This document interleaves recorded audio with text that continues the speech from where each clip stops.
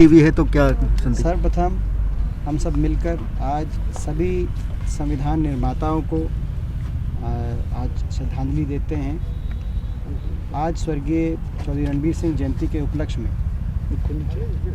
आज उनको श्रद्धांजलि देते हैं और जो जिन आदर्शों और जिन मूल्यों को लेके भारत के स्वतंत्रता के आंदोलन में उन्होंने लड़ाई लड़ी, 8 साल ब्रिटिश हुकूमत की जेलों में उन्होंने युवा व्यवस्था के अपनी समय में 8 साल बिताए और उसके बाद देश जब आज़ाद हुआ, बाबा साहब भीमराव अम्बेडकर जी के नेतृत्व में जो संविधान सभा का गठन हुआ, उसके अंदर एक सदस्य के रूप में अहम भूमिका संविधान की रचना में उनकी रही, चौधरी रणबीर सिंह जी की।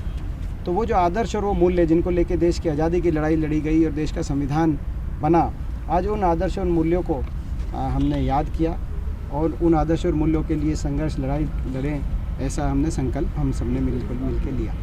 अच्छा, जिस तरह से किसान आज 26 तारीख है दिल्ली में पूरे देश में अपने आंदोलन में भाग लेने जा रही है, लेकिन सरकार जगह जगह बैरिकेड और वाटर कैनन। बड़े दुर्भाग्य की बात है कि आज हम संविधान दिवस की बात कर रहे हैं, चौधरी रणबीर सिंह जी की जयंती के उपलक्ष्य में हम सब एकत्रित हो रहे हैं और संविधान की जो मूल भावनाएं हैं, प्रजातंत्र की स्थापना में जो मूल भावनाएं थी, स्वतंत्रता, अपनी बात रखने की स्वतंत्रता, तो आज़ादी है सभी देशवासियों को कि वह सरकार के किसी कानून या किसी फैसले के खिलाफ भी अपनी आवाज़ उठा सकते हैं। ये आज़ादी किसानों को भी आज इस देश का संविधान देता है। मगर दुर्भाग्य की बात यह है कि किसान अपनी जायज़ मांगों के लिए इस बहरी सरकार के कान में अपनी जायज़ मांगे पहुंचाने के लिए संघर्ष कर रहे हैं, तो उनके संघर्ष को दबाया और कुचला जा रहा है। इसकी मैं जितनी हम घोर से घोर निंदा करें वो कम है।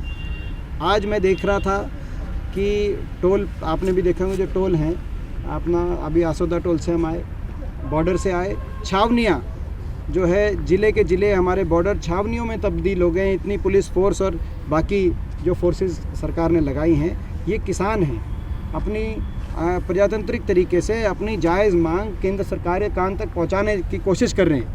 ये कोई जो है इस प्रकार से कोई अपराधी नहीं है कि आप छावनियाँ बना दो, अपने पूरे प्रदेश को आज छावनी में तब्दील करने का काम इस सरकार ने किया। मैं इसको बहुत गलत मानता हूँ। हम किसानों के पूर्णतः साथ हैं, किसानों की मांग जायज़ है। सर्वप्रथम चौथा कानून बने, इसकी मांग आपको याद होगा रोहतक में चौधरी भूपेंद्र सिंह हुड्डा जी ने रखी थी, मैंने स्वयं रखी थी। जब ये 3 अध्यादेश सरकार लेके आई थी, उसी समय हमने कह दिया था कि अध्यादेश गलत हैं और जब तक चौथा कानून ऐसा नहीं बनेगा जिसमें MSP की गारंटी किसान को मिले, निजी खरीद में भी, हमें कोई निजी कंपनी खरीद करे उससे तकलीफ़ नहीं, हमें ये तकलीफ़ है कि निजी कोई कंपनी किसान का शोषण करके MSP से नीचे किसान से फसल की खरीद करे। और इसके लिए एक चौथा कानून अति आवश्यक है, जिसके बिना कोई और आश्वासन का कोई मायने नहीं है।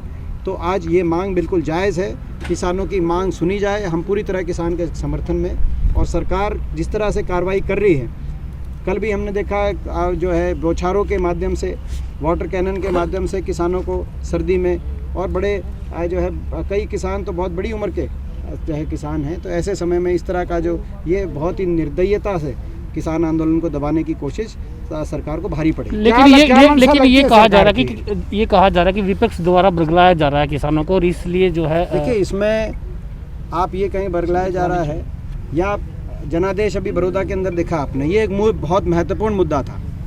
हम ये कहना चाहते हैं कि जो बड़ौदा चुनाव के अंदर इतनी बड़ी जीत, सरकार को हार का सामना करना पड़ा, और मैं कहना चाहता हूँ मुख्यमंत्री जी को आत्ममंथन करना चाहिए, सरकार को भी आत्ममंथन करना चाहिए, सारे मंत्रियों को, क्योंकि मुझे लगता है कि उनको उस हार से कोई जो है इतने अहंकार में पूरी सरकार बैठी है चंडीगढ़ में कि उन्होंने तो उस हार को भी दरकिनार करते हुए कहा कि हमारी तो वोट बढ़ी।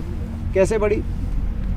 दोनों की मिलाकर 70,000 से ज़्यादा वोट थी, बीजेपी और JJP की, और हमारी 40,000 वोट। 1 साल पहले जो चुनाव हुआ था, हमने 30,000 वोट कवर करी जो 70 और 40 के बीच में, और 11,000 लगभग 10,500 वोट से हम तो यानी कि जो है लगभग 40-41,000 वोट हमने कवर करी, विपक्ष में होने के बावजूद, सारी सरकार से मुकाबला करने के बावजूद। और तो ये ऐसे समय में इतनी बड़ी जो जनादेश मिला, वो जनादेश जो है को दरकिनार करने का जो जिस तरह के बयान आए, बहुत मैं समझता हूँ प्रजातंत्र में इस तरह के बयान नहीं होने चाहिए। इनको जो है आज आत्ममंथन करने का समय है। और मूल एक बड़ा कारण जो किसान के साथ जिस प्रकार से बर्ताव इस सरकार का रहा है, 6 साल तक किसान को आज जो है ना भाव मिला, केवल उसका खर्चा बढ़ा, ना कोई बड़ी राहत मिली, आज बर्बादी के रास्ते पे सरकार ले गई। और अब ये जो 3 कानून बने हैं, इन कानूनों को लेकर जो है किसानों के भविष्य के ऊपर तलवार सरकार ने लटकाने का काम किया। तो ये एक बड़ा कारण रहा। तो इसमें बरगलाने की बात क्या है?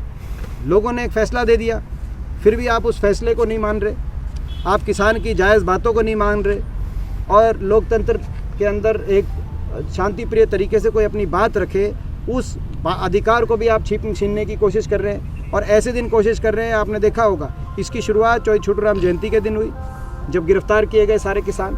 चौधरी छोटूराम जयंती के दिन आपने ये तोहफा दिया प्रदेश के किसानों को कि सारे किसान नेताओं को गिरफ्तार करने का काम हुआ। और संविधान दिवस और चौधरी रणबीर सिंह जयंती के उपलक्ष्य में संविधान को तार करते हुए उनसे वो अधिकार भी छीनने का काम हो रहा है, जो लोकतंत्र के अंदर किसी को भी विरोध करने का अधिकार है। मतलब आपके अनुसार क्या करना चाहिए सरकार को सिचुएशन को हैंडल करने के लिए? देखिए, सरकार को सकारात्मक रवैये से किसान से बात करके और इसका समाधान करना चाहिए। दुर्भाग्य ये है कि इतने अहंकार में डूब गई है सरकार कि इनको अपने अलावा कोई बात सही नहीं दिखाई देती। ये गलत कानून भी बनाए तो भी उसकी मार्केटिंग करने लग जाते हैं कि किसानों के हक में यही है, और वो इतना उसमें मार्केटिंग में पैसा खर्च करने लगते हैं, इश्तिहार, टीवी चैनल कि भाई ये हमने किसान की जो बात जो है अपना रात को दिन दिखाने की कोशिश करते हैं। तो ये असली बात ये है कि आज के दिन ये जो किसान जो इतना उठ खड़ा है, 2 प्रदेशों के किसान को जो है सबसे ज़्यादा चोट इन कानूनों से लगेगी। वैसे तो देश के किसान को लगेगी, मगर हरियाणा और पंजाब के किसान को बड़ी चोट लगी है। और मलहम लगाने की बजाय उनके जख्मों पे नमक छिड़कने का काम ये सरकार कर रही है। ठीक है एमपी साहब, जिस तरह से केंद्रीय नेतृत्व स्तर पर वरिष्ठ नेताओं के जो बयान आ रहे हैं कांग्रेस के नीचे से लेकर ऊपर तक चुनाव होने चाहिए, पार्टी मंथन नहीं करना चाहती, और उसी को लेकर कई प्रदेश के नेताओं ने, कई बाहर के नेताओं ने उनको बर्खास्त करने की मांग की है। गुलाम नबी आज़ाद है, कपिल सिब्बल है, इन लोगों को आप क्या कहना चाहेंगे? पार्टी का अंदरूनी मामला और संगठन से जुड़ा हुआ कोई भी अंदरूनी मामला है, उस पर मैं कभी कोई कमेंट नहीं करूँगा। अच्छा, इसमें लगता है कि कहीं मैं स्वयं कांग्रेस वर्किंग कमेटी का सदस्य हूँ, कांग्रेस कार्य समिति का सदस्य हूँ।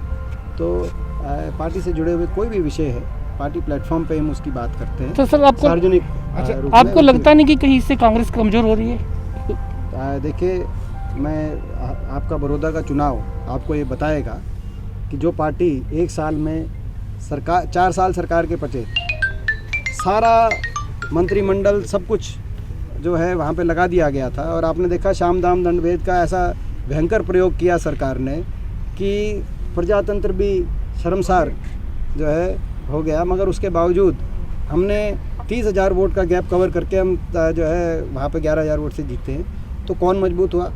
वोट किसकी बढ़ी वहाँ पे बड़ौदा में? मैं सेंट्रल लेवल की बात तो आप नहीं, तो अपना क्या उसमें हर प्रदेश का अपना योगदान है, सेंटर तभी तो बनता है, सेंटर अलग थोड़ी है। तो हर प्रदेश से लोग जो चुने जाते हैं तब सेंटर बनता है। और जो है यहाँ जो बड़ौदा के अंदर एक पूरा एक संदेश गया कि भाई एक सरकार जो अभी भी चुनी हुई थी, 1 साल मात्र उसको पूरा हुआ था, लोगों ने रिजेक्ट की बीजेपी की सरकार को और कांग्रेस को जिताने का काम किया। निश्चित तौर से हरियाणा में चौधरी उपेंद्र सिंह हुड्डा जी के नेतृत्व में कांग्रेस पार्टी मजबूत है। ठीक है, धन्यवाद।